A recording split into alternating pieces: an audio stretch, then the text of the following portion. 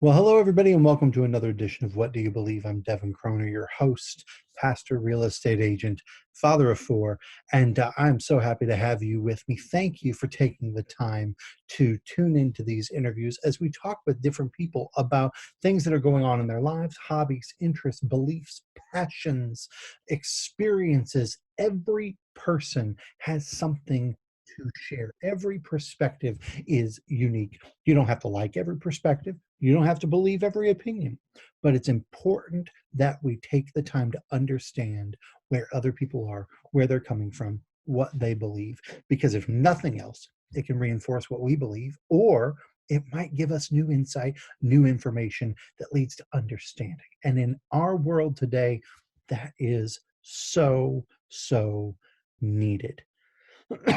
I am excited to bring in our guest today to talk about something that, quite honestly, I'm going to say I don't know a whole lot about. So I'm excited to have him share. First of all, Malcolm, can you hear me? I can hear you. Can you hear Awesome. me?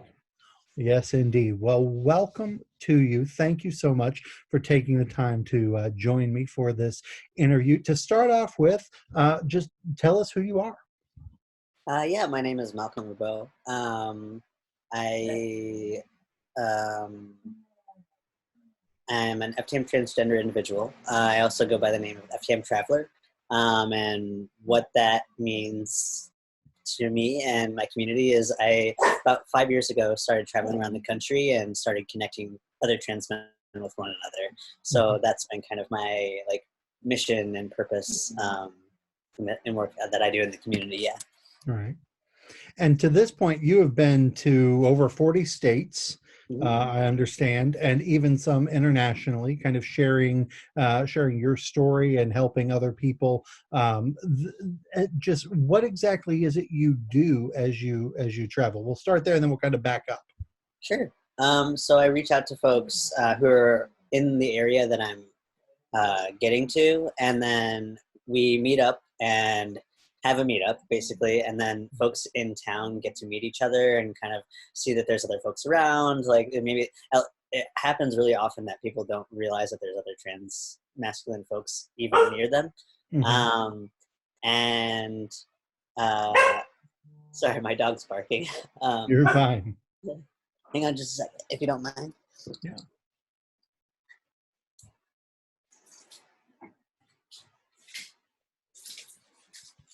that's what happens when we have live interviews. Sorry. He ends up barking whenever I start talking to somebody. No, you're absolutely fine. Yeah, so we have a meetup, and actually, my dog comes with me. This is him. And yeah, there's like folks will meet other guys that they didn't realize were there. A lot of times too, like folks will be talking to somebody for a while that they had just started talking to from online, but maybe they hadn't even met up yet. Mhm. Um, and so I'll often hear like, "Oh yeah, we've been chatting online for a while. We just haven't, taken the time for whatever reason to meet up in person." So that'll happen, and then folks who just don't even know there's anybody else around at all.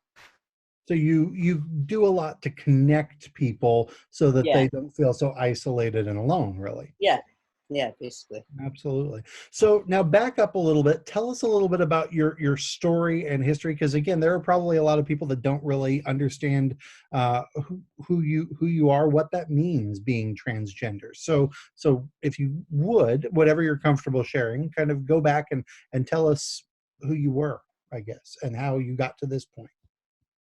oh man. So that's it's a pretty long, complicated series of events, but um, I didn't know the language for or that being transgender was a possibility Mhm. um, until I was about 24. So I had thoughts and feelings all throughout my life. I didn't know what they meant. And then finally I met someone who was transgender and they told me what it was. And I found myself being like, oh, that's me. Finally, like it makes sense. And that was actually after I started exploring my attraction to women additionally additionally to my attraction to men. Um, and that's when I kind of got my foot in the door with the LGBTQIA community.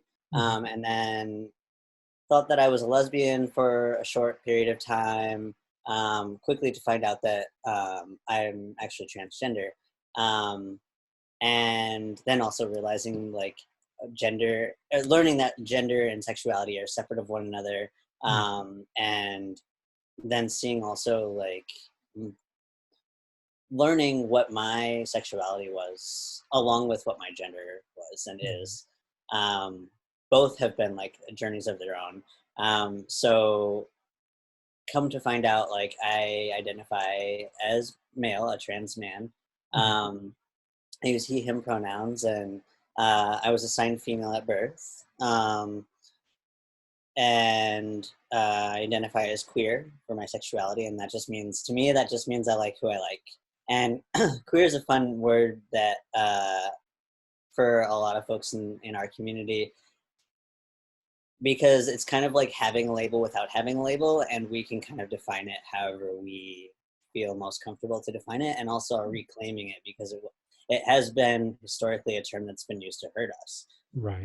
like folks in our community. So reclaiming it then is like a very freeing word. Once I found queer to describe my sexuality specifically, it was extremely freeing, because any other sexuality I was kind of labeling myself at the time, if I felt anything outside of that, I Mhm. would shame even myself. Mhm. And so just imagining how much that happens outside of like the knowingly queer community, right? Like Right. um, me thinking that I was a straight woman for 24 years of my life, um, just how much more free all of us would feel if we all were kind of accepted and embraced the idea of sexuality as fluid, right? Mhm. And just we like who we like, right? Like how much less pressure there'd be, how much less shaming there would be.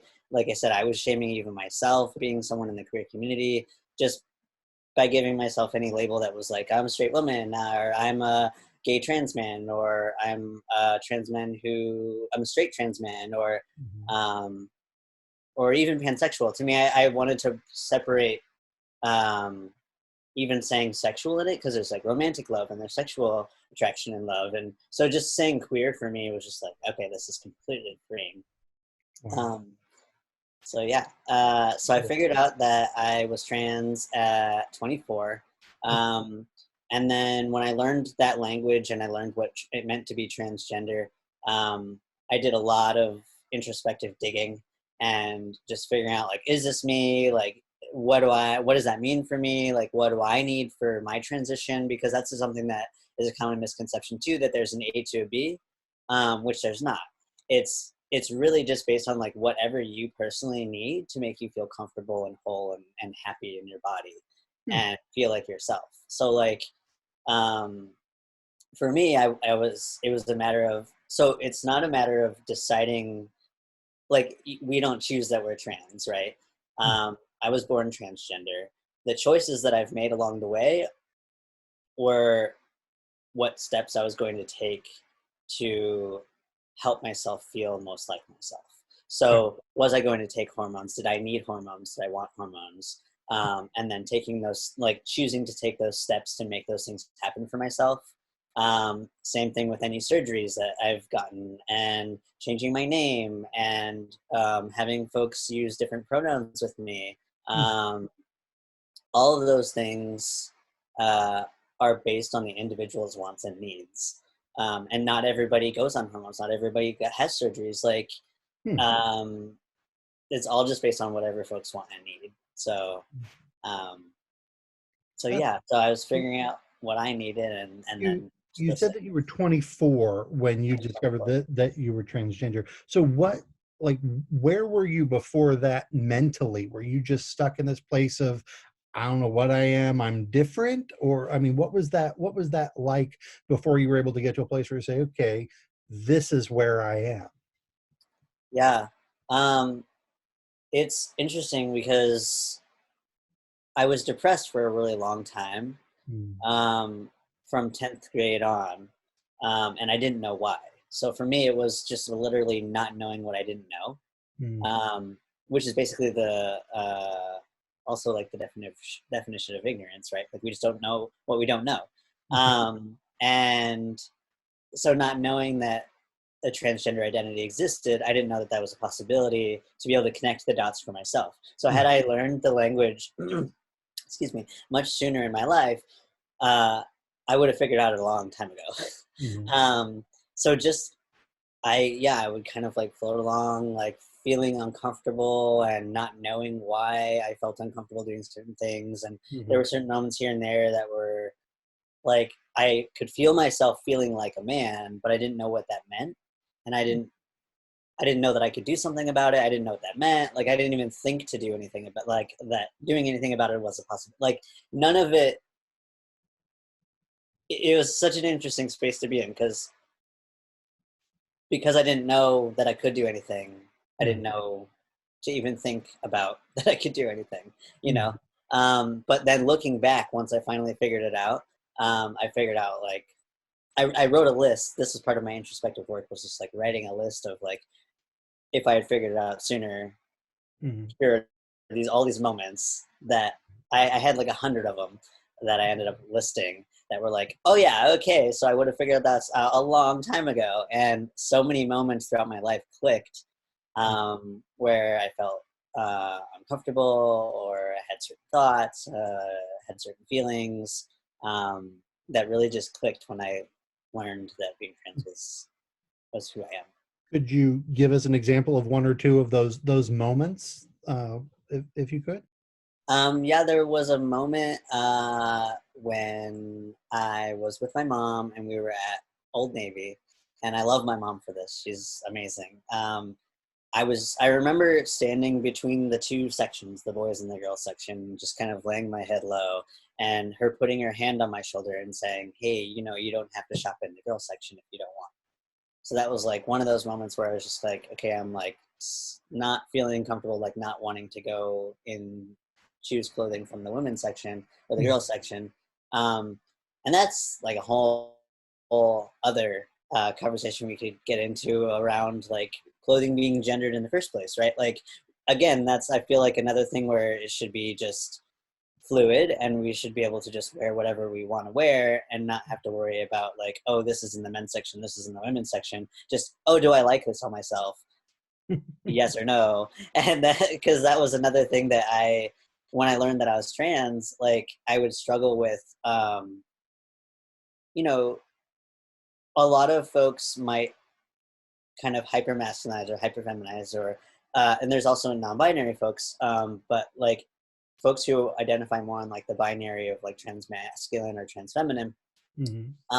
some of us might like hyper masculinize or hyper feminize in the beginning, um, and I've talked to quite a few folks who they've experienced this as well, where anything like speaking from my own experience, anything that was like quote unquote feminine, Mhm. I would be afraid of and kind of like push away for like it couldn't be like part of who I was, because I think part of it because I had fought so hard to I felt like I needed to fight so hard to show the world that I'm a male, Mhm. and that I'm a man, that I needed to just like hyper masculinize and just like I'm a man and like have the world see me that way.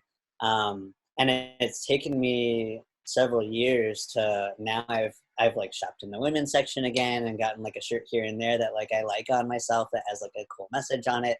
Mhm. Um, and like I've painted my nails again, which these are things that are stereotypically things that women do, but we make up all the rules, right? Like, how many years ago were folks who identify as men wearing wigs and high heels? Like, all these things change throughout Mhm. time. Powder makeup.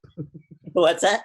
I said, and all the powdered makeup. Yeah, right. Like all that. Like it's all things that we've like made up, and there's also a difference between like gender expression and gender identity, right? Like you might identify as male and express yourself as more fluid, or like myself, I identify as male, and sometimes I have kind of a fluid expression at times, and it's all like spectrums, right? Like Mhm. all of it is all spectrums. Sexuality, like gender expression and gender identity, it's all spectrums that we can live on anywhere on the spectrum, and that's something I hope we'll embrace as a society as a whole going forward, is like just embracing those spectrums and just being like, okay, I am who I am and I like what I like, and Mhm. I'm not hurting anybody, and it's great. Like, that's the thing, like, just it that is like the ideal, right? Just being able to all just be ourselves, as long as we're not hurting ourselves, not hurting anybody else, just Mhm. being able to be ourselves and express ourselves however feels But best. the flip side of that is very, very true, especially in the community, that when you're not able to be yourself, that Yeah, it is harmful. The idea, you said it several times, the shame, the yeah, hiding, all right. of that, it can be very, very harmful though, Yeah, right? it's worse not being able to be ourselves. Yeah. So you mentioned your mom. What was the dynamic like at home, kind of as you were going through this process of, I don't know what's going on, but I don't feel the way that I was assigned, as you said at birth, the way I'm supposed to be. Like, how did your family react? How did they come alongside you in that, or not? Maybe, I don't know. I mean, with my expression and everything growing up, I was always kind of seen as like a tomboy, and that was okay, right? And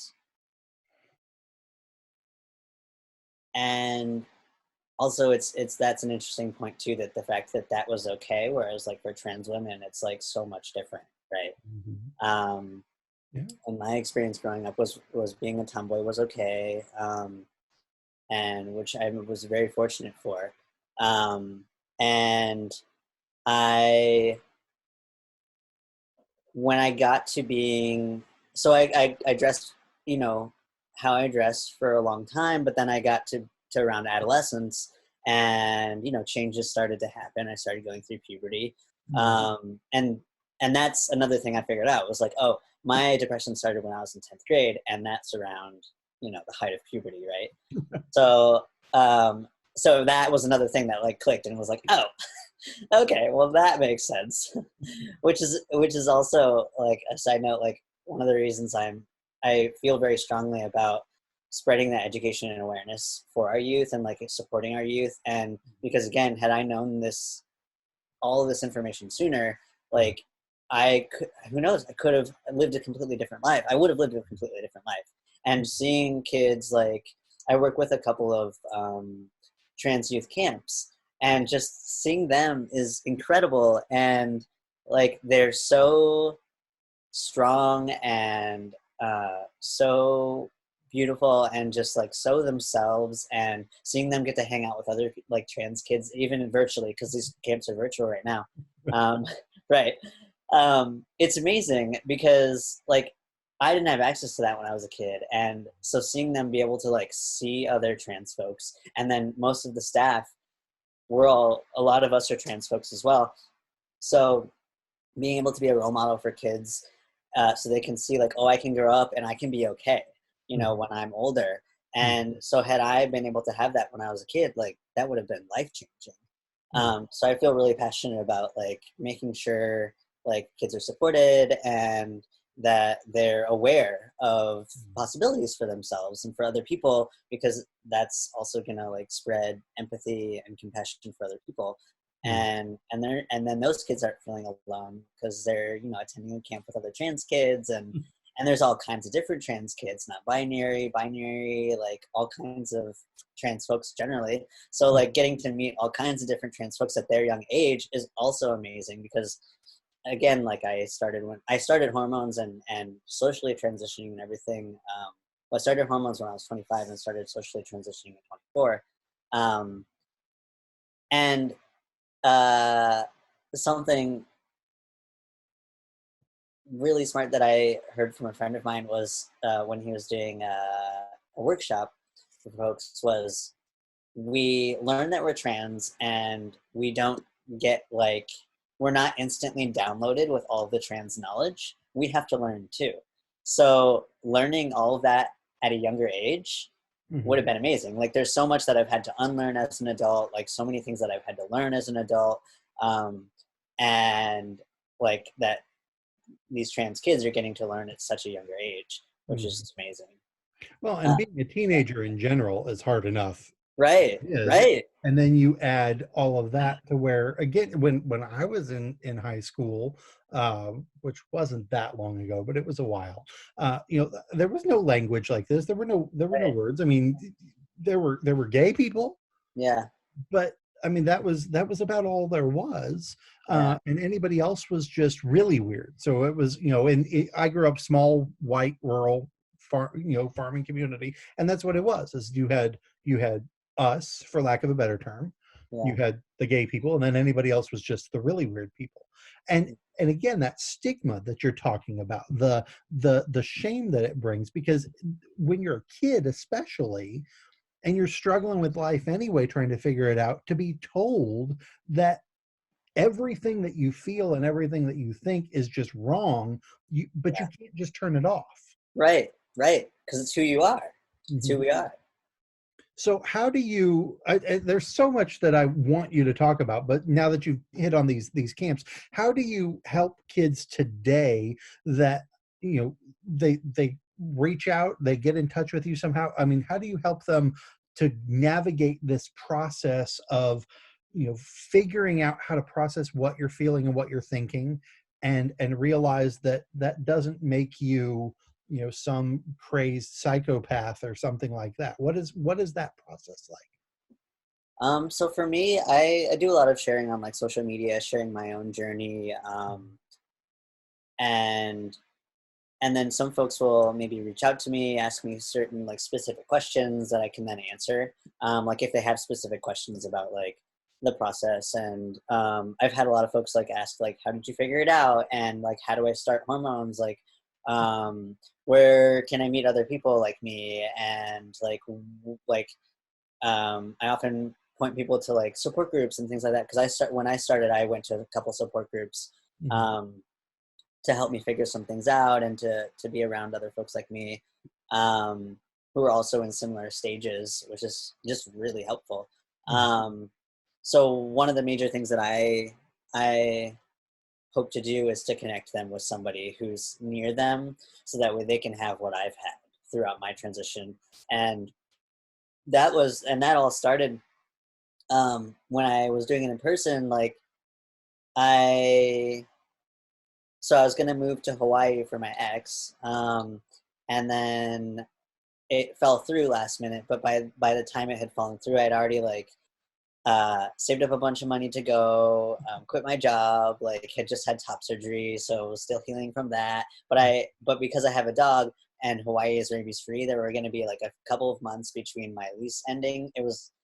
My lease was ending like shortly after my top surgery was going to happen, Mhm. and so I thought like, oh, I didn't want to sign like a new lease or do a month-to-month lease. So I was like, oh, what could I do in a couple of months before I go and move on an island? And the thought was like, well, I'm going to go and explore the country. And then seeing on my Instagram that sometimes people would post their locations, like the people that I follow and used to follow and still follow.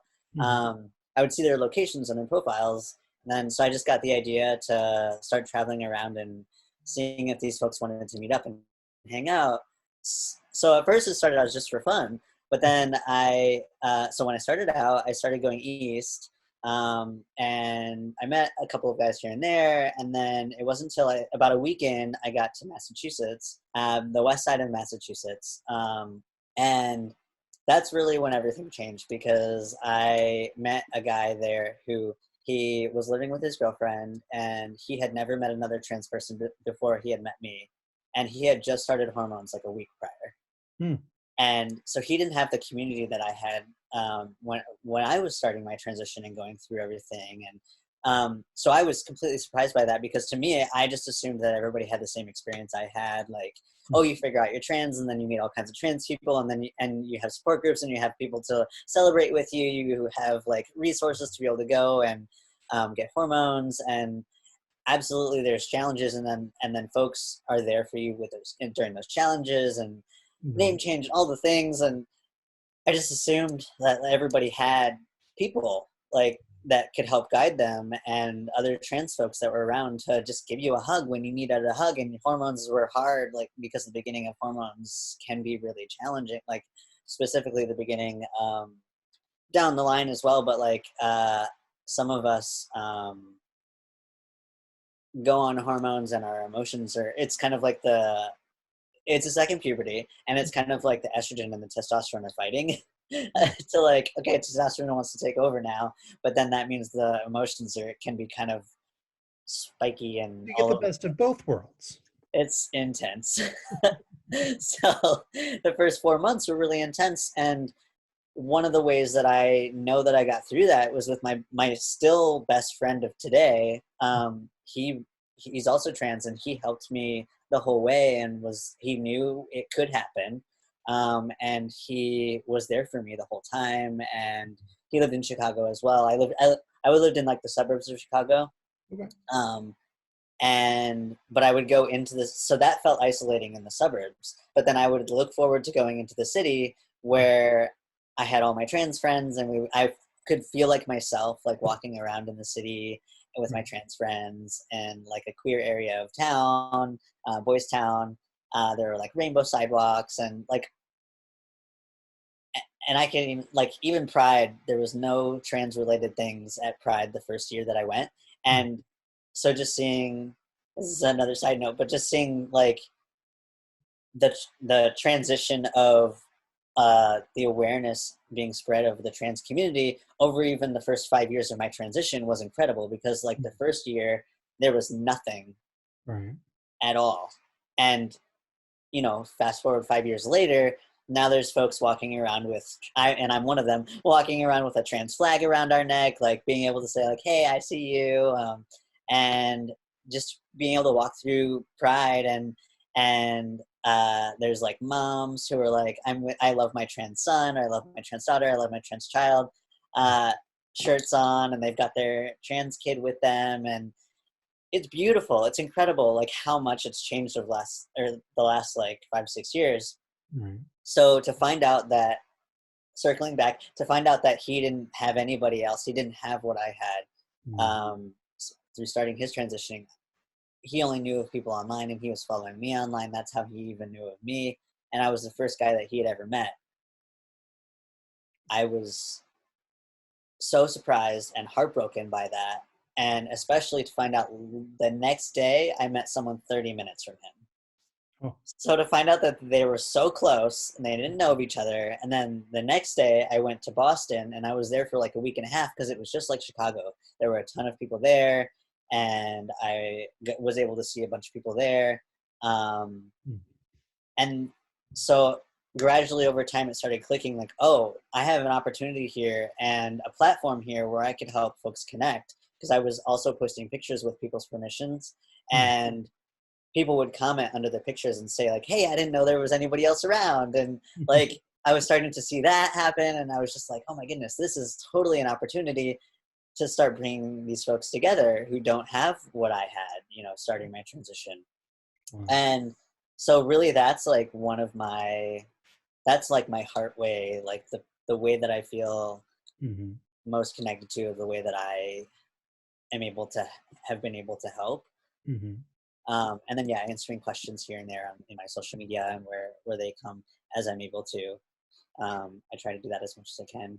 I would assume, and maybe I'm wrong in this, but I would assume that as much as as you're saying, the community has grown and things have grown, that there still is a lot of stigma. There still is a Yeah, lot of absolutely. um, you know, I guess I would call it, for lack of a better term, oppressive thinking. Uh, Absolutely. I don't know if you know this about me. I'm a pastor as Okay. well, and but I am very much of the belief that every person has to be valued. If as a pastor, I believe we're all created in the image and likeness of God, right?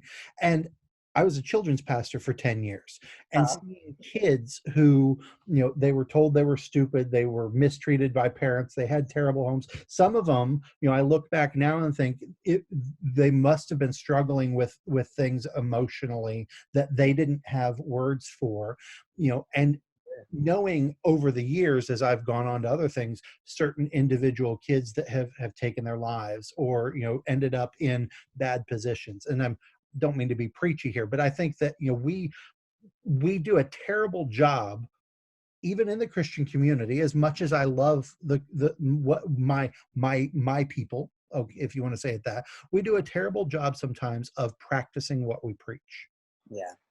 of actually loving people. I don't like every person that I encounter. I don't like everybody who's ever gone to my church.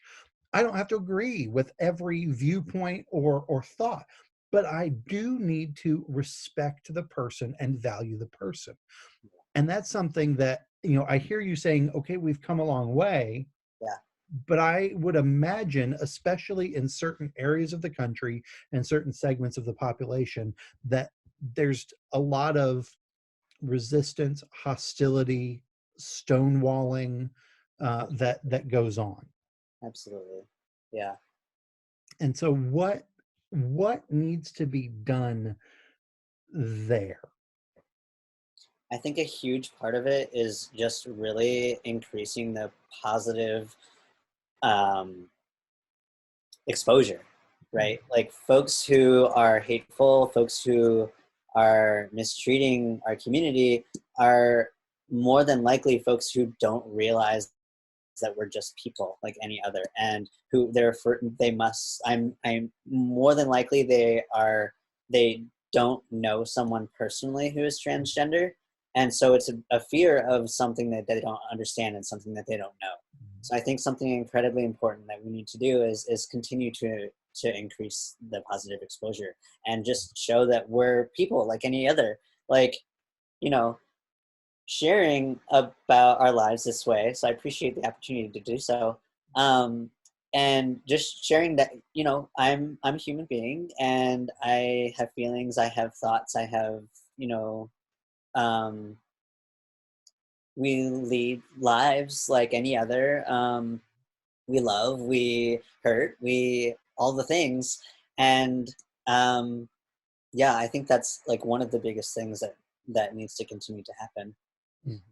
because That's that's something that's really been helping with the progress is people are realizing like, oh, here's this trans person who's not so scary, and here's this trans person who's not so scary, and um and then also like having our allies being folks who help spread that exposure as well, like that positive exposure as well, and educating folks who maybe make comments that are um, rude and harmful to the trans community, like speaking up for us and being there for us in those ways, and helping to educate and lead folks into fuller and better understanding and compassion. I would imagine, and this is a kind of a rough analogy, but I would imagine to a degree, it's kind of like what's in the national discourse now in terms of Black Lives Matter and speaking up against, systemic racism issues and things like that. Yeah. Wrong is always wrong. Right. Mistreating people is always wrong.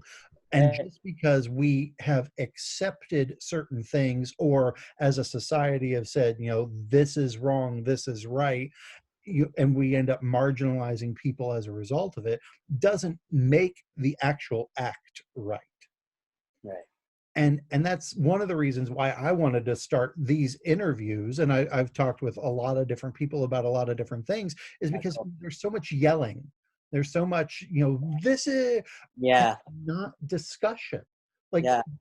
to my knowledge, and maybe I'm wrong, but to my knowledge, I've never met a transgender person in my entire life. When you were connected with me and I first saw your picture, I was like, okay, who's this guy that I'm going to be talking to? What is he? I never would have guessed. So, I mean, maybe there are people that I know that have just never felt comfortable sharing that part of their life. I don't know. But I think it's important that we have these kinds of conversations, Yeah. that we engage, because what you said is so true. I might not think like you, I might not fully understand, but you are still a person. You have feelings, you have ideas, you have value. And that is a complete mindset shift that needs to happen in our culture, I believe, in a Yeah. lot of areas, because we haven't done that Yeah. bit of a job in that area. Yeah. Sorry. And that actually also leads me to something that I really believe in, and it's something down to even just calling people names, right? Like, we shouldn't, because one thing that calling people names does is it kind of dehumanizes someone. It takes away that this is a whole person. It kind Mhm. of makes them like, oh, this person is a this, like say, for like, if you say jerk, for instance, like, this person's a jerk, then you're like, whoever is hearing that is going to like take that to heart and be like, oh, this person must be a jerk, and then they're only going to see them as a jerk.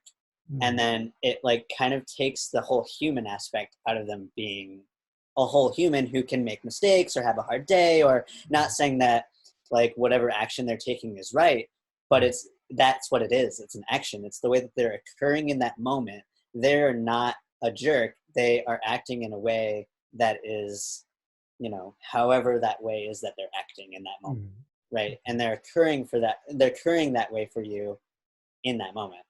Right. So I think that's like, that will also help. Like, you had said something that led me to think of like wanting to share that. Uh That's good. While you think about that more, I'll tell you a story that relates to that. So I yeah, had a please. kid one time in one of my children's ministries that was just always problematic, always acting out, Yeah, always having all these issues. And so he was labeled as a bad kid. Even his parents said, he's unruly, he's out of line. And so he was yeah, always told he was a bad kid. yeah. Of course, what are you going to do when you're told you're a bad kid? You're You're gonna a act bad like a bad kid. kid. Well, come to find out, two different things were happening simultaneously. One, they finally had him tested at my suggestion as well as the schools, and he landed on the autism spectrum. Okay. So all of a sudden now he's not a bad kid; he's an autistic kid.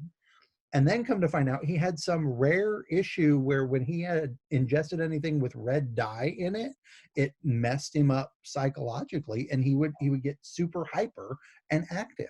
And he loved to drink red fruit punch. He loved to, suck on suckers, all this Yeah. stuff. And so they cut that out of his life, and they got him the help that he needed in dealing with the autism. And did he still have some issues and some moments? Yes. But all of a sudden he wasn't a bad kid anymore. Yeah. And I remember at that time in my ministry thinking, that's a principle I want to make sure that I teach going forward, that Awesome. who you are and what you do are not the same thing. Right. That's And awesome. that's not the way, again, that's not the way we do it all the time. But that's Yeah. according to my faith, when I look at it, that's the way I believe we're supposed to do it. We're supposed to see past the act. We're supposed to see past the words to the person, Yeah. whatever it is. Yeah. Yeah, so that's what you were saying earlier, was seeing each other as human, right? Mhm. So yeah, not so exactly. Yeah. Yeah, And that, again, that's awesome that you're teaching that is that. I love not that. happening nearly enough. Now, I want to go back a little bit. For those that are ignorant, like me, I'm going to throw myself in there and say I'm ignorant in this area of society. Define terminology for us. Give us some of these Sure. terms and what these things mean, because you've said a lot of things, Yeah. like even binary and non-binary. I don't know what that means, to be Okay. quite Yeah. Yeah. honest. So talk about So those terms. yeah. So binary is most often defined as like someone who identifies on the spectrum of. We'll talk about gender specifically for the definition. Like uh, so someone who is binary is someone who identifies as male or female. Okay. Somebody who's non-binary is someone who either identifies as neither, both, somewhere in between, is fluid. All kinds of different varying spectrums of identifying along the spectrum of being male or female or neither, or however they identify, Okay. or outside of the spectrum. Yeah. So that would be non-binary. And the binary is if you identify on the spectrum as like one of the binary sides, male or female. So I identify as a binary trans man. So I identify as a man. Um, and my expression can at times be more fluid. So like um, Yeah, so like all of those different spectrums can live separately of one another. Okay. Yeah. So if that helps with that definition. Yeah. Were there any other? What other some things like within the trans community are terms that you may know and just think of, but I might not know like what that means and what it is. Because again, that can create a whole stigma in and of itself when I don't know what Oh you're yeah, talking about. That's totally. so. And this goes back to the same, or this goes back to what I was saying earlier about like what my friend had said in his workshop that I love. Um, how like even learning that we're trans, like we don't get the whole book of this is what all the terms are. Like I have also been ignorant throughout the process as well, and have needed to learn all these things as well. Like I was until I was 24 until I started learning everything, and then it wasn't until getting into the trans community and meeting other people, learning about myself, learning about other people, learning about feelings and all the things, and learning about all the different terminology that I've gradually learned it through over the years. So being someone who didn't realize I was in the community until I realized I was in the community, like I understand like not having the terminology, like even someone in the community, like not having the terminology. So I feel empathy and understanding for folks who are outside of the community and don't know, right? So I do feel like it's important to help educate. So that to say, something that some folks don't know. I don't know if you know the term cisgender. I mean, I've heard the word. You've heard it, but you Yeah. don't know what it means. Mm-mm. So, cisgender, assuming since you don't identify on the trans spectrum, you're someone who would be cisgender. So you identify with the sex that you were assigned at birth. So you were assigned male at birth, and you identify as male. So you're a cisgender individual. And um, and then there's folks who are transgender individuals or non-binary individuals who identify somewhere along the trans spectrum or some way like that. So that's also because folks often use the word like normal to refer to cisgender, which Mm-hmm. that's not really accurate because transgender folks are also normal, right? So if we make cisgender the norm and say cisgender folks are normal, that others trans folks, right? Where if we say, oh, here's a cisgender person, here's a transgender person, and we're all normal, Mm-hmm. we're all just normal human beings. We just either identify as cisgender or transgender. That's So, outside of the like what I would have heard previously, in the 90s, yeah, gay, lesbian, that's a whole different when you talk about not being able to identify, that's a yeah, whole different thing even than a transgender person, right? hmm Because I yeah, mean, like a gay person is correct me if I'm wrong, is just a man who is attracted to other men, right? potentially. Yes, and so there are gay trans folks as well. Well, Um, that's where I was going to go next. yeah, yeah. So that being so, like if you're saying gay, in the terms of like male identified and male identified individual, then yes, male identified individual would be a gay person. And then a lesbian individual would be female identified and female identified person. Um, yes, that would be that way. And so same thing, like, or how they're separate.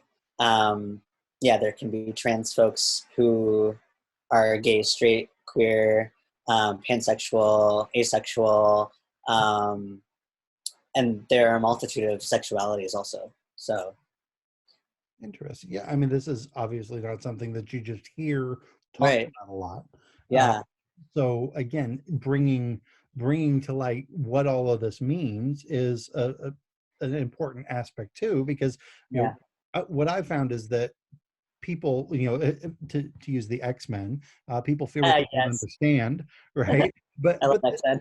but it's true. It's Yeah, true. When you don't understand something, well, that has to be weird because I don't understand it. If I understood it, then it wouldn't be weird. Yeah. But if you understood it, then you would also oftentimes realize that, it's not scary. Right. Like, you're Right. not a scary person. Thank you. Yeah. I'm not talking to you thinking, oh my gosh, I need to go and wash out, nothing like that. But there are people who have all of those. I mean, I remember a time when it was commonly thought that if you were touched by a gay person, Yeah. you could become gay. Yeah. Like, in my lifetime. So people would avoid folks who are gay, like, you know, yeah, totally. Yeah. And a lot of that too for trans folks. I don't know. Have you seen? Um, there's a documentary that I would recommend that just came out recently on Netflix, called. I'm having a brain fart at the moment. Goodness, losing my words. Um, It'll come to me. It should come to me. I love it. It explains basically trans like exposure in the media over Mhm. time. So it's kind of like a time capsule, and also like trans folks on there explaining um, like how trans representation has changed, and how it was a long time ago, how it was not even a long time ago, like when I was a kid, like um, when like it's gradually changed throughout time, and that's another area where it's extremely important for um, exposure to be positive, Mhm. and for cisgender folks and for transgender folks, because for cisgender folks, well, both cisgender folks and transgender folks, to help show that we're normal folks, we're Mhm. just people, um, spread that exposure. And then also for trans folks, like if we're just seeing us as the butt of the jokes, we're seeing us getting killed all the time, we're seeing us like those are the only stories that we're seeing. We're seeing people like grossed out by us. Like that was something that they talked about that was shown in like Ace Ventura. Like so like the main character was like vomiting after he like learned that like the person that he was interested in was a trans woman. That's horrible. Like, so for trans folks to see that, like, that's the way that we see like, oh, this is what life is going to be like if we're a trans person. Like, it's so scary. And then it's also becomes reality as well, because like folks who are going to see that, they might take it as like, oh, this is how we're supposed to think about trans people. This is how we're supposed to react about trans people. This is how we're going to treat trans people. And then that's when, so much violence and harm happens, especially to our trans women of color, Mhm. uh, because of the representation in the media and the fear also of like the homophobia, right? And because like people are thinking like, oh, this it's just a misunderstanding too of like seeing a trans woman, them not seeing a trans woman as a woman, right? They're like, oh, if I'm with this trans woman, am I gay? And then that's them being afraid of being gay, which is a whole other issue, Mhm. right? But then that's also them not seeing a trans woman as a woman Mhm. if they're afraid of that. It's just, so it's there's so much to it, There's a and Wow. yeah, there's a lot. Um, I need to figure out the name of that. I don't know why I'm like having a hard time thinking of it at the moment, No, you're but fine. I, uh, but it'll I come mean, to I'm me. listening to you talk about that, and I'm thinking, just the processing, Yeah, trying to process all this in a world, and this is assuming some idealistic scenarios that you have a family that's going to be supportive, that right, you have people that are around you that are going to be supportive and speak into your life and encouraging, which, as you mentioned, you've met people that don't, but I mean, we just know in life in general that's not the case sometimes. right, And so if you don't have family that's supportive, if you don't have friends that are supportive or a community around you, or you think you're the only person out there, and then you're trying to process all of this on top of it, right, it explains, like, I've always heard about how the rates of depression or rates of suicide, drug use, all these things are higher in the gay and lesbian community, transgender community, all these things, and it's almost explained that way of, but that's because of who they are. Yeah. as if those two things are connected. Well, these rates of depression and suicide are higher because they're transgender or because they're gay or whatever it might be. And yet, as I'm listening to you talk about it, it almost seems like the explanation would be much more the external forces. Yeah. Yeah. Like the Absolutely. hopelessness. Right. The isolation, the hopelessness, the way that we're portrayed, like what kids see. We get, as a trans community, we get really nervous, like heartbroken, nervous, like angry, upset when we see things happen that are against our community, like for instance, like with Trump taking away, basically making it legal for us to be denied basic health care. Like i could go into I could go into an ER right now and be denied, and it would be legal now. Hmm. He did that recently. For So like for any kind of like if you were shot and bleeding, yeah, I mean, anything. basic care, if they like found out that I was trans, they could deny me Hmm. now, is my understanding of what has passed.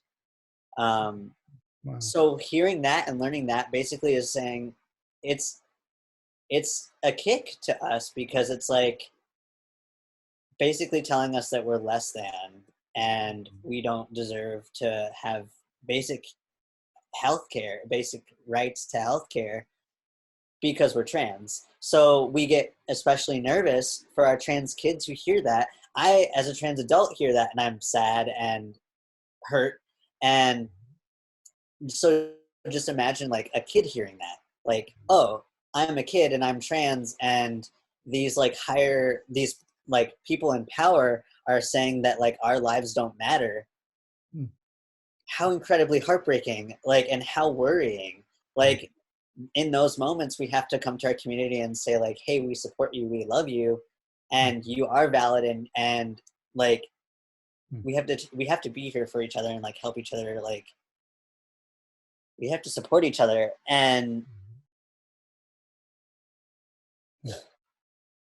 That it's yeah, really hard. that's very interesting. I mean, I guess from an external perspective, I Yeah, could see an argument being made in terms of, what is covered or not when you talk about the transition. Like if yeah, you want to do that, I can see an argument there. I'm not saying that I think that's right or wrong. I think that that's a personal decision that somebody should be able to have. And if you have insurance, the insurance should cover the same thing for everybody. That's the point of insurance.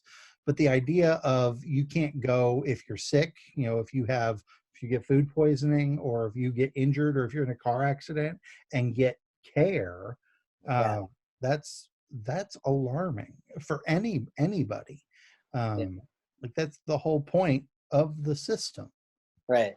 To Hmm. take care of people, and that's like, in theory, why folks get into healthcare is to take care of people, right? Regardless of who they are. Like, that's who you should be. If you're in healthcare, you should be someone who cares about people and wants to take care of whoever the people are, and just see the people as people, and like, oh, this person needs help, and help that person. So, my hope is that like more people will be that way and won't deny care. But unfortunately, that does happen still. Hmm. People do get denied, and even before this, even before what Trump had done happened, people. There was a time I had to go to the ER after having my lower surgery done. I was having a complication, and I was really nervous that it was a complication around my lower bits, and I didn't know what was going to happen. Me going into an ER where I wasn't familiar with anybody, like it was in Illinois, which you know I just didn't know what to expect. And fortunately, at the time, I had made it to a spot where there was another trans person there Hmm. who I knew, who was able to take me in and who was able to advocate for me and talk to the front desk individual Hmm. for me, because I was in it. I was just worrying about what was going on with my body, like, and then at the same time scared, that I didn't know if I was going to be denied care. I didn't know if I was going to be mistreated. I didn't know how I was going to be treated, because I'd heard stories from other people saying that they had been denied care, they had been mistreated, they had been Mm, talked down to, they had been misgendered, all of the things that are really scary for us. And so the fact that we have to just go in to get taken care of and be afraid like that, mm, and now the government is saying now people can actually legally deny you care, mm. Wow. when it was already even happening before. Now there was something big saying like, oh, now we can legally deny Mm, so mm, it just makes it that much scarier. So we shouldn't have to go in, all this to say, we shouldn't have to go in having to think about all of those things on top of the fear of what's happening to our bodies at the time, mm. Yeah. right? Like, Well, and I would imagine that healthcare probably isn't the only area where that kind of uh, yeah, discrimination occurs. yeah, Education, work environments, certainly, things like that. I mean, I'm sure that they happen in other areas too. yeah. Uh, so, what, like, you seem like a very positive person. I'm sure you have down days, down moments, like Oh yeah, anybody for does. sure. But like having gone through all this and experienced what you've experienced, how do you maintain the persona, at least, of being, I'm happy with my life, I'm a positive person, I want to make things better, when everything in the environment around you is kind of oppressive? It's a good question. um, I I definitely have hard days and um, hard months and a lot of hard times, and I do share some of it. And then there's times when if I'm having a really hard time, I'm just not even on social media. I'm not sharing about my life at the moment because I'm having such a hard time, Mm, right? Um, but I go to therapy. I try to take care of myself in ways that I know I've had to learn,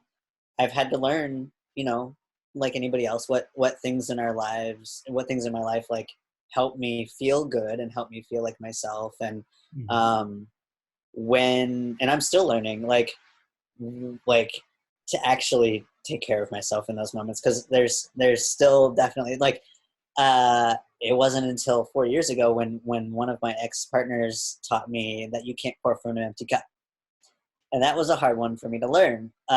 Basically, the idea of like putting your oxygen mask on first, too. mhm, It's that similar kind of concept where it's like, okay, my cup is getting empty, and I'm starting to like give just fumes of energy to folks, and that's not the kind of energy I want to be able to give. I need to refill my cup with mhm, and so it was a matter of me figuring out what I needed personally to be able to refill my cup, to then be able to give back in the ways that I want mhm, to give back. mhm, And sometimes that means like needing to step away for a while until I feel better and able to give those things, because I'd rather give good energy than giving fumes. But like, and there's also a lot of value in sharing those hard times, but it's a balance, right? And that's been a hard thing to like learn over time, is like what balance feels good and right for me, and what can I keep to myself, what can I work and process through on my own and then share about maybe later, what can I just keep on my own and keep with my therapist, like, mhm, and just work on my own. But I absolutely have things that I'm struggling with. The last 2 years have been some of the hardest of my life, going through lower surgery and just how much that's taken out of me, like emotionally, mentally, physically, all the things. And I'm in a chapter in my life right now where I've decided like I need to rebuild now.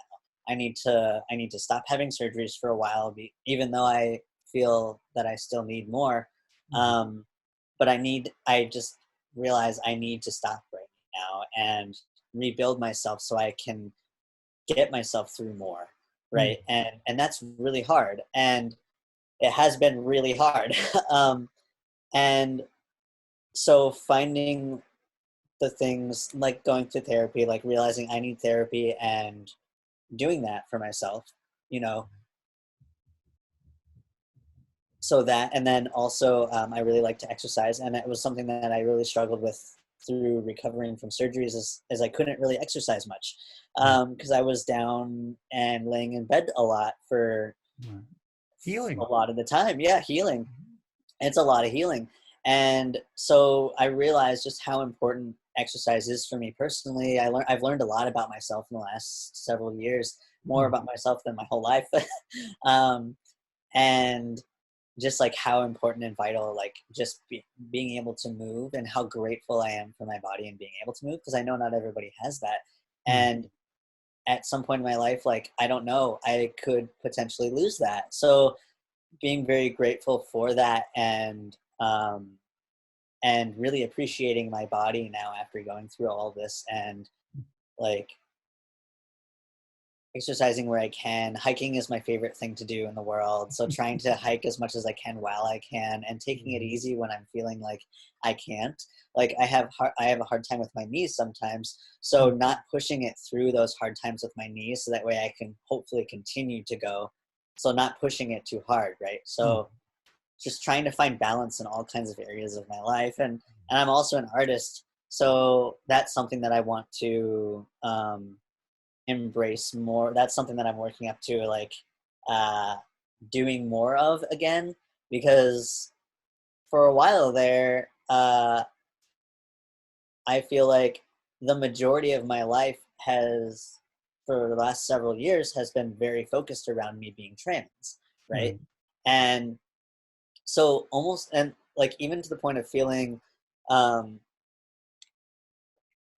almost resentful feelings around it, of like feeling like I really want to embrace these other sides of myself that I feel like I'm losing at Mhm. times. So just like trying to gradually get those parts of myself back, and drawing again, and painting again, and working my way up to doing those things again, and all the while like replenishing my financial situation, and rebuilding there, and rebuilding physically, and wellness wise, like eating well. And that's something I feel really passionate about, is like like eating well, and Mhm. exercising where I can, and being outside is a huge one for me, and playing with my animals. And I have a collection of plants that I like to take care of.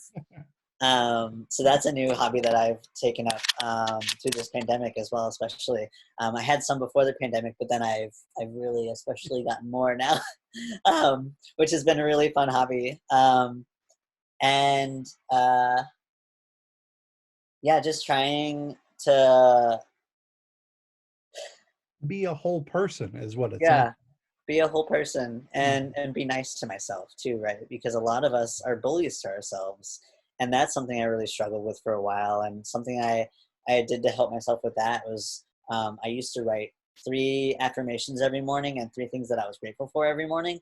I'd Mhm. like to start doing that again. I was actually just talking to my therapist about that the other day, how I've kind of like teetered off of that. And it's all cycles, right? Like it all comes in waves. At least for me, I've found, like, and I imagine this is similar for other folks. Like, uh, it takes, they say it takes 21 days to make something a habit, right? Mhm. So trying to get like a good routine like going, and like getting things into my daily routine that I know make me feel good.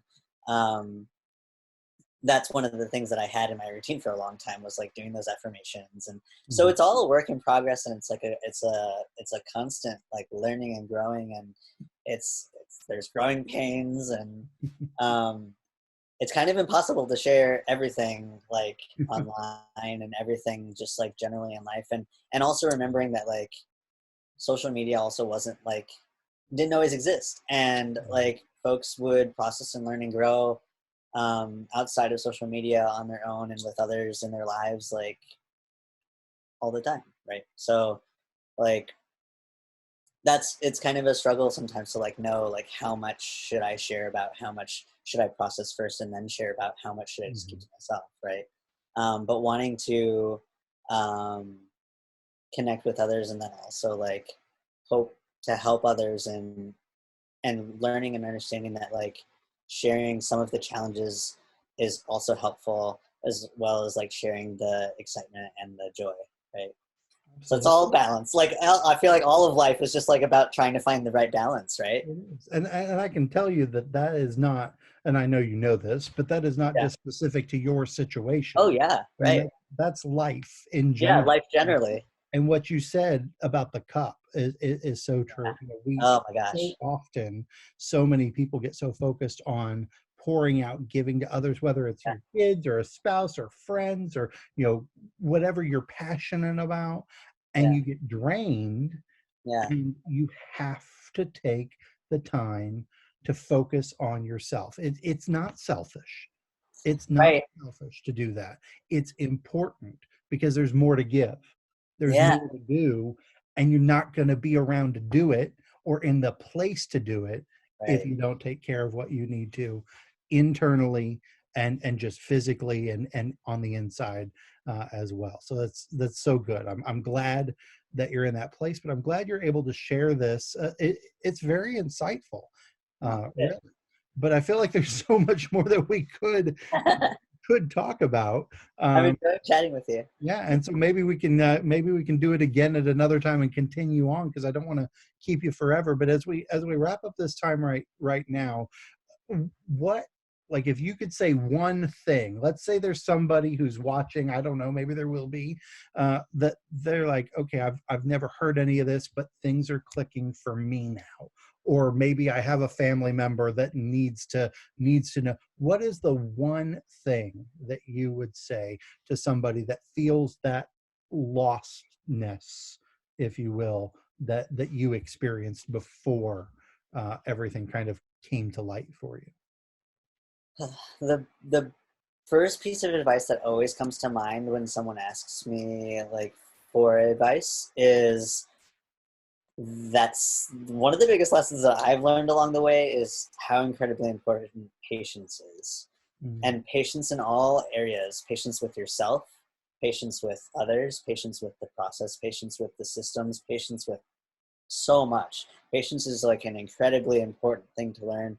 mhm, And um, mm, and I also learned that there's a couple different types of patience that I, again, like I'm still learning and growing and all the things. And through my latest surgery, was able to learn and recognize like, oh, there's different types of patience, and some of it is harder than others. Like I learned that it's harder. I found for myself that it was more challenging to be patient when I didn't know when end or the outcome was going to happen versus mm, like, okay, I know that I'm going to get my name changed on this date. I have to be patient and wait until that date. Or I know I'm surgery is going to come at this date. I have to be patient and wait until that date.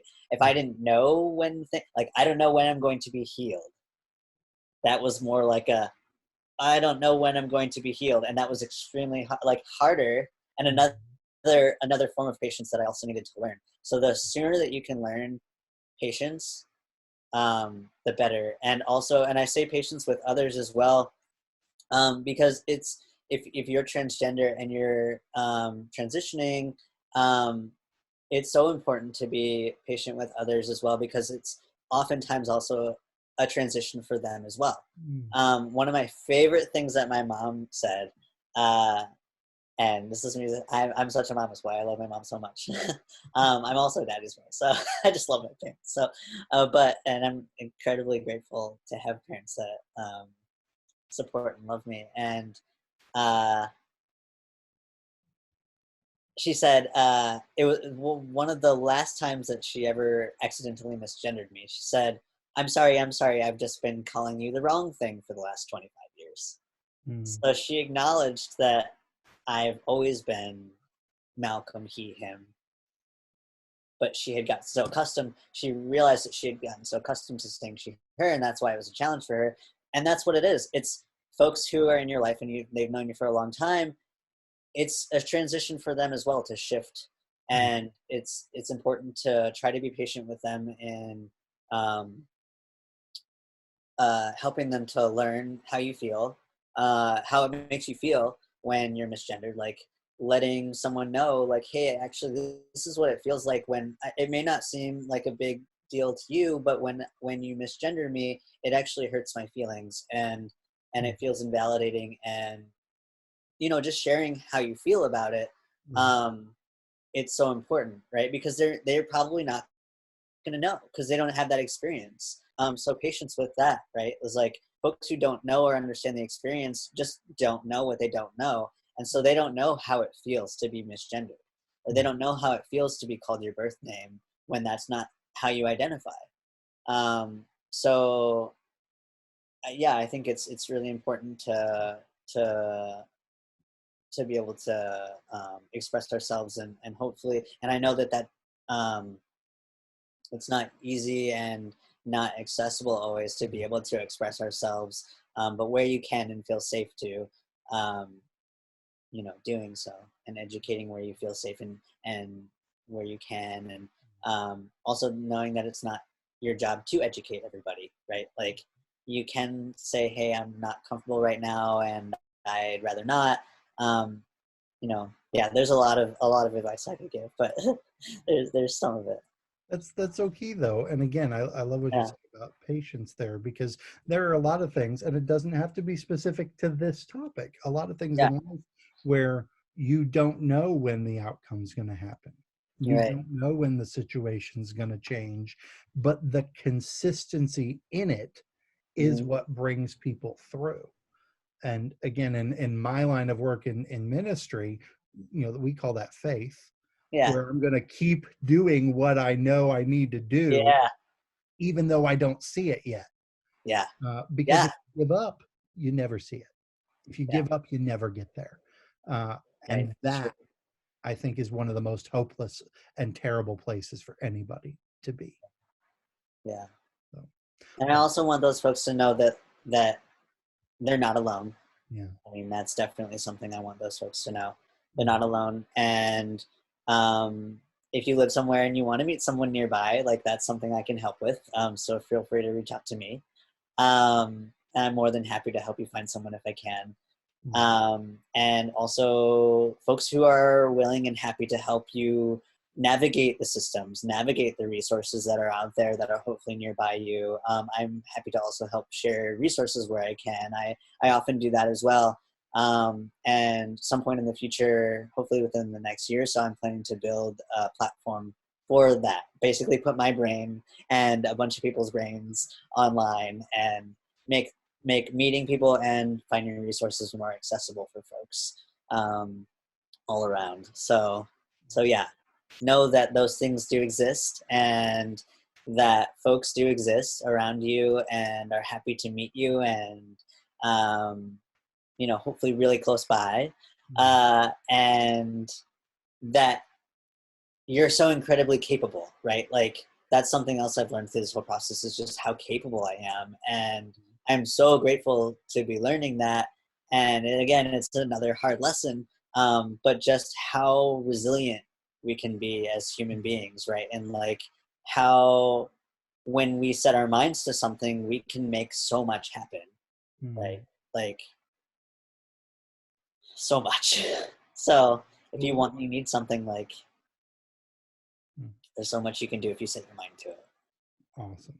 Well, thank you for your time. It has been a pleasure to spend time speaking with you. I've learned a great deal, and a lot of insight. And I just really, it was just enjoyable to get to know you. I really appreciate it. Oh, you So as well. Thank you so much for having me. thank you so much. Really And nice to for chat with you. watching, we'll post links to Malcolm's social media in the box when we post the video, so that if you want to connect with him, you can certainly do that, and reach out again if you're looking to meet other people, or looking for those resources. We want to make sure that you have the opportunity to do that. So thank you, Malcolm. Thank you. Thanks for joining us. We hope to see you again real soon. Thanks so much.